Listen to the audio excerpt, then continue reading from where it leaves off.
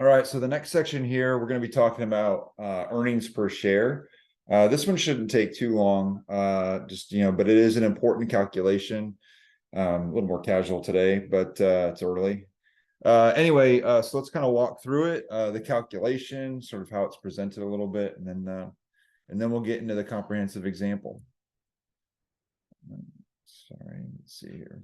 There we go. All right. So when we talk about earnings per share, it's important to think about what we mean by term earnings. And really, net income is this measure that is what's available to shareholders, but it really doesn't communicate what's available to each shareholder. And so when you have net income, it would matter if that net income is spread over 100 shareholders, 1,000 shareholders, or potentially tens of millions of shareholders. And so the earnings per share number gives us a more scaled measure of income, because a large company having $1 million of income is a lot different than a small company having $1 million of income. And so that's why earnings per share, I think I'd mentioned it in class, but I just want to reiterate it. It is the most commonly used measure of performance when it comes to capital markets, like pricing decisions for stock prices and things like that. So it's a very important measure.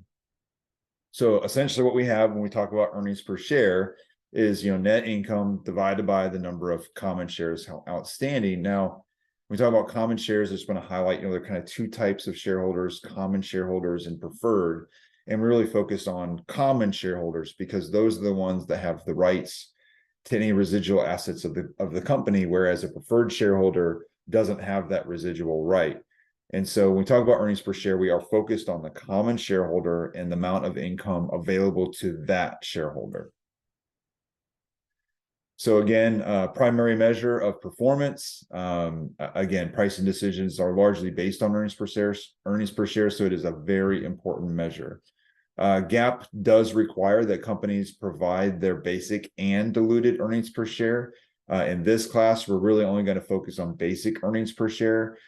In intermediate 2, I think it's intermediate 2 or intermediate 3, we'll get into diluted earnings per share, which is a more complicated measure. So what is the difference between those two? Well, really, basic EPS, very straightforward earnings per share definition. And here is an equation that you do need to know this. I'm going to be asking it on the test, and whether you have a different professor, I guess, for your class, I'm sure they're going to ask it too. But basic earnings per share, the calculation is net income, which of course we know comes from the income statement, minus preferred stock dividends. And we talk about preferred stock dividends, I'm going to be clear on two things. First of all, it's only preferred stock dividends. And second of all, it's the dividend that could be declared. So it really doesn't matter whether the dividend was paid or not. What you have to do is assess the dividend that would be potentially due to the preferred shareholders. And so you calculate that, take it out of net income, because now the numerator is left with what is available, what's left that's available to the common shareholders. And so net income minus preferred stock dividends gives you that measure. And then on the denominator, there's this thing called weighted average shares outstanding, or weighted average common shares outstanding. And so we're going to talk about what we mean by weighted average, but it is, I should have been more clear there saying common shares outstanding.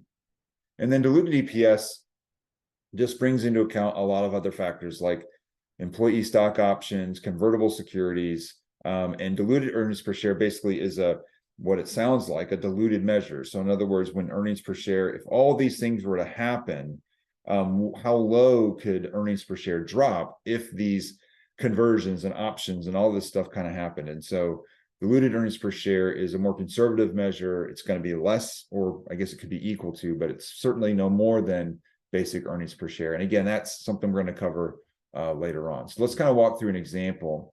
So Fortnite Company reported $10,000 of income from continuing operations, $1,500 from discontinued operations. Both those amounts are already net of tax. So when I ask you to do this calculation, I'm not going to also introduce all the tax stuff. And then they had 6,000 common shares outstanding at the beginning of the year. But what's important in this problem is they issued another 2,000 shares on October 1st. And so when we talk about what do we use for shares in the denominator, I mean, there's 6,000 at the beginning, there's 8,000 at the end, And the question is, what do we use? Do we use 6,000, 8,000, or something else? And the answer is something else. And that something else is meant to kind of capture sort of on average throughout the year, how many shares were outstanding. If you think about it, through October 1st, there were 6,000. And then from October, November, December, there were 8,000. And so there's sort of this weighted amount where 6,000 was around for 9 months out of the year and 8,000 was outstanding for the remaining 3 months. And so we're going to talk about how we calculate that weighted average. And then there was a $700 preferred stock dividend. And now let's kind of report that lower section, including earnings per share. So first of all, calculating that weighted average. This is a fairly straightforward way to do it.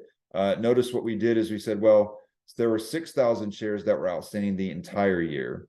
And then these 2,000 shares that were issued on October 1st were only outstanding for 3/12 of the year. And so there's like this weight to the 2,000 shares. And so it's not 2,000 shares for the whole year. It's 2,000 shares only for 1/4 of the year. And so it really only counts 1/4. And so 6,000 plus 500 is 6,500 shares. So then our numerator is our, when we're talking about continuing operations, the key here is continuing operations.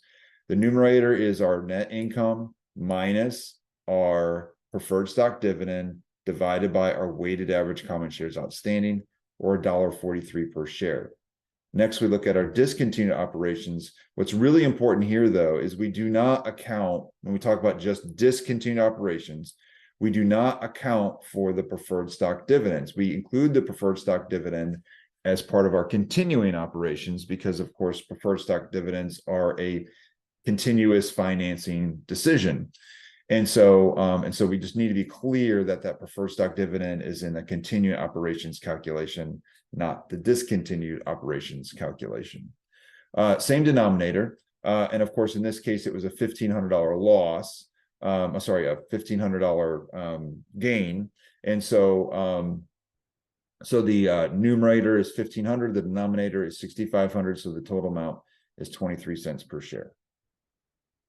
And then finally, the total is the sum of the both net incomes, which is 10,000 plus 1,500 gives us 11,500. Now, since it's a total measure, we're going to include the preferred stock dividend, and so we subtract the 700 and again divide by the weighted average, and that gets us $1.66 per share. And it should be really the sum of the two. I mean, if barring rounding maybe, but it should come out that way.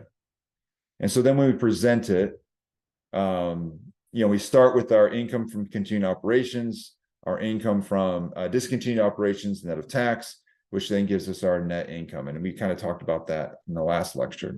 And then earnings per share is then sort of falls below that. So we had continuing operations, discontinued operations, now earnings per share. And we start with our earnings per share for continuing operations. Then we list our earnings per share for discontinued operations. And then notice how we have this sum, this subtotal line, because essentially then our net income is a combination of the two, which is $1.66 per share. And then we do list the weighted average common shares outstanding so everybody can understand exactly where those numbers came from. And again, so this is exactly what you would need to report on the bottom section of a multiple step income statement. Okay, so again, this was a short one. This is our earnings per share lecture. The next lecture is going to be a comprehensive example. That one might go a little bit longer. We'll see. But hopefully that kind of gets you there, or we're ready for that comprehensive example now.